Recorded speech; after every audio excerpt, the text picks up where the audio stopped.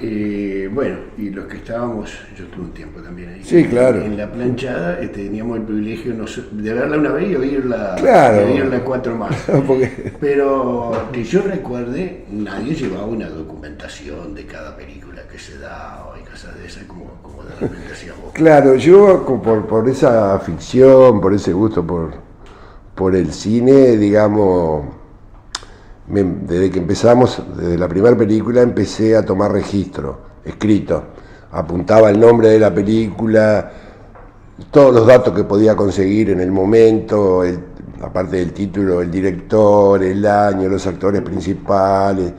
Iba haciendo todo la nómina, empecé a llevarla una por una.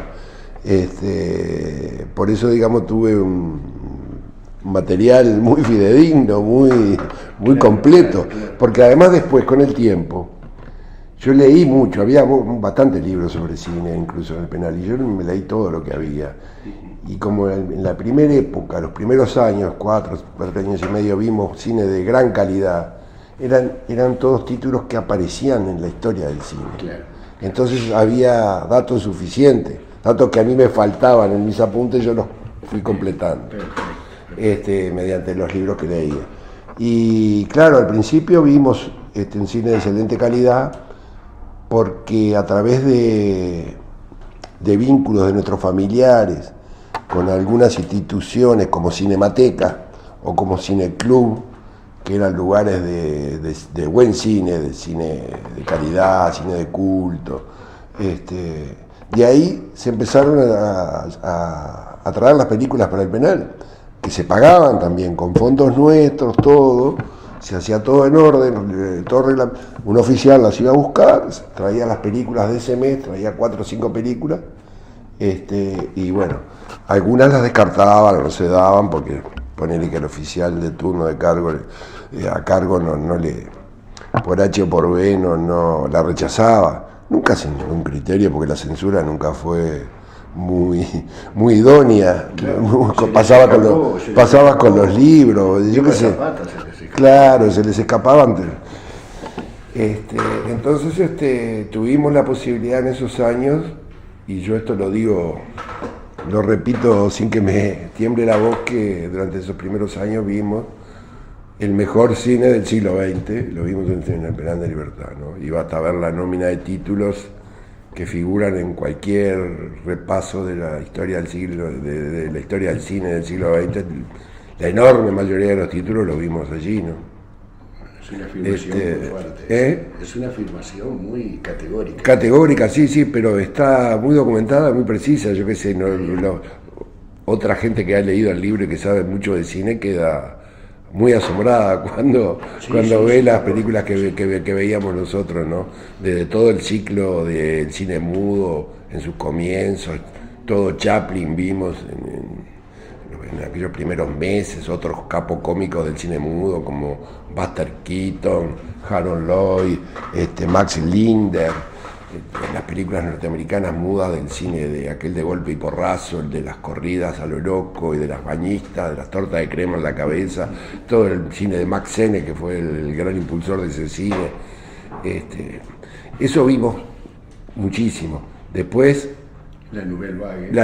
Antes de la Nouvelle Vague vimos el periodo del cine francés anterior a la Nouvelle Vague, el cine de entreguerras, digamos, que René Clair, Jean Renoir, Clément, Fey, un montón de una escuela muy emparentada con el impresionismo.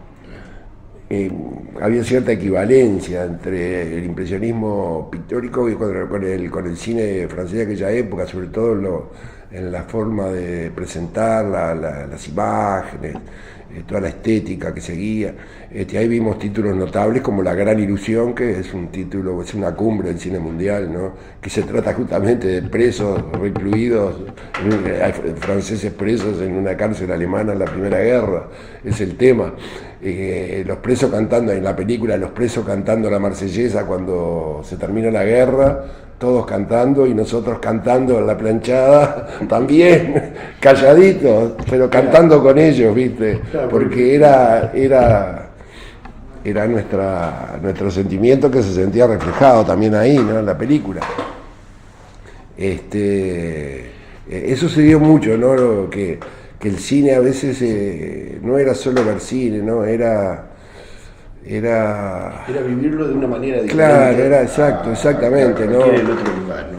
Vos ahí el cine tenía otro significado, podías encontrar otros caminos, otras dimensiones de la cosa, y era una forma también, como lo fue otras formas de arte que prosperaron en la cárcel, como la literatura, como la escritura, la poesía, la pintura, la música, las artesanías, todas formas que eran formas de liberación de alguna manera, ¿no? Porque vos te liberabas la cabeza, te ponías en otro mundo, en otra cosa, y encontrabas espacios interiores. De reencuentro con una Claro, de reencuentro, claro, y era...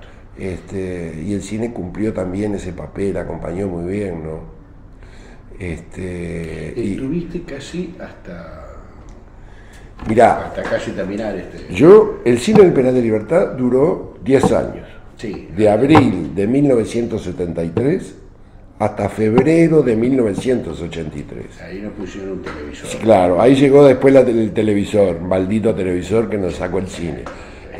Yo esos 10 años estuve todo el tiempo yo tuve 12 años, del 72 al 84.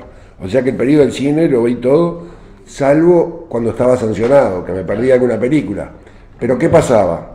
Yo me fui haciendo con el tiempo, socios, cómplices míos, que también sacaban apuntes de la película. Entonces cuando uno estaba sancionado, el otro le cubría esa tarea de registrar la película que uno no podía ver, la registraba el otro. Entonces yo la lista mía se mantenía completa. Y no la veías, pero la escuchaba, como decías vos, teníamos las puertas de la celda pegadas a la sala de cine. Por lo menos entonces, durante el primer piso. Claro, escuchabas perfectamente toda la película. Y si la película te había gustado, después cuando la escuchabas la seguías con atención. Claro, o te reías de las cosas que te habías reído. Claro. O disfrutabas de la música, de alguna escena que había pasado. En fin, desde la celda también seguías participando de lo que estaba pasando en la planchada. Sí. No. Tu libro me parece que redondea algo que, es decir, era algo que se necesitaba. Era un vacío a cubrir.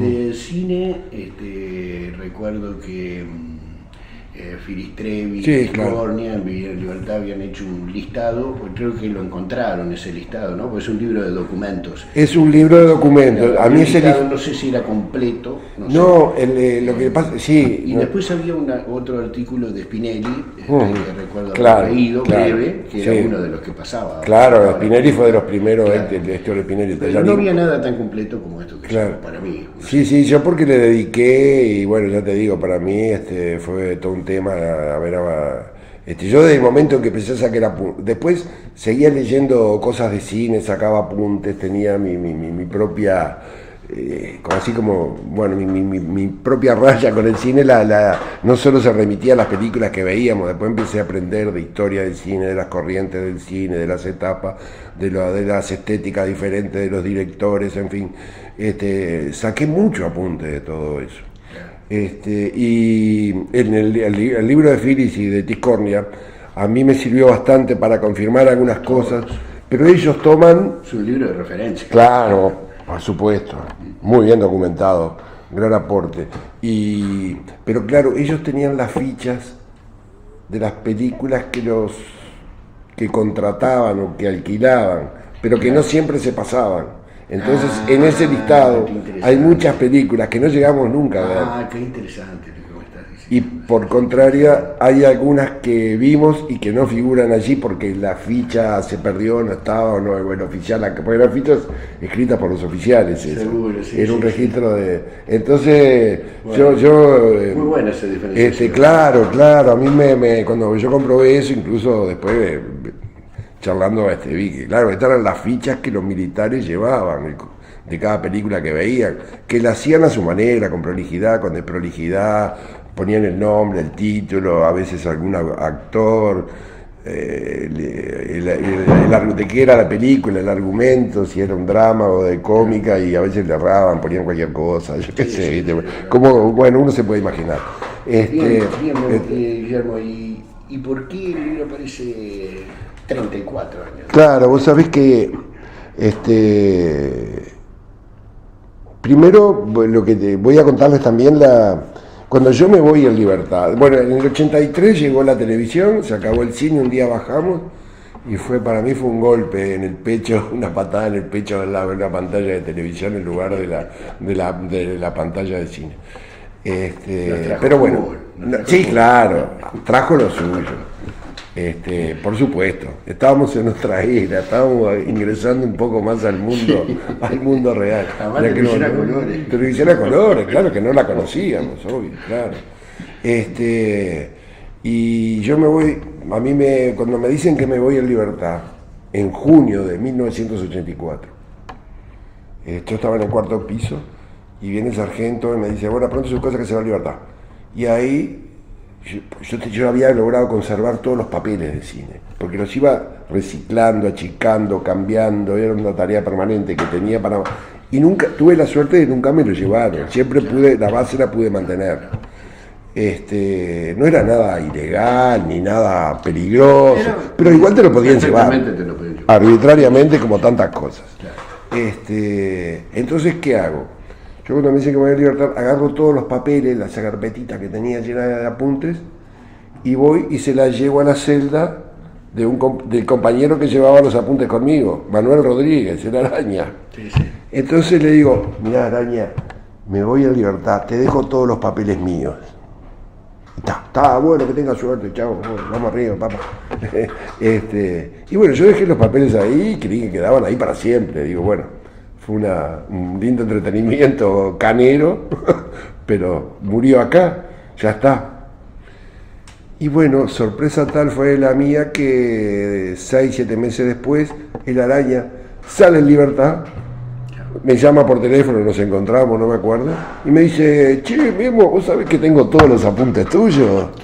Yo no podía creer, porque era el trabajo de 10 o 12 años que yo tenía, ¿viste? Los pude sacar sin problema, sí, porque, claro, iba cambiando rápidamente, claro, los criterios. Después ya, fin de año, ¿viste? Ya estamos. Ya después de la elección. Ya ni se fijaban, ¿viste? No, claro. Cuando salí yo todavía podían quedarse con las cosas, claro, no era fácil sacar papeles de ahí adentro. Entonces por eso no lo saqué yo. Sí, ya estábamos al pie de la democracia. Entonces ya se venía la apertura, ya estábamos ahí, entonces salían. Y bueno, pudo sacar todos eso y me los puso de nuevo en mis manos. Y desde ese momento, año 85, en que yo me hago de toda esa documentación, hasta hace 3 años y pico, siempre me estuve proponiendo, yo de esto tengo que escribir algo, los papeles me parecían decirme, ¿para cuándo vas a hacer? Porque yo media miraba, repasaba, yo qué sé. Y bueno, me decidí hace, ya te digo, unos 4 años atrás, porque digo, siempre con mucha postergaba, no renunciaba a la idea, pero por H o por B, yo tenía 2 trabajos, estaba de arriba para abajo, siempre muy ocupado, y le iba tirando para adelante, hasta que dije, no, ahora sí. Dejé cosas que estaba haciendo y me focalicé en el libro.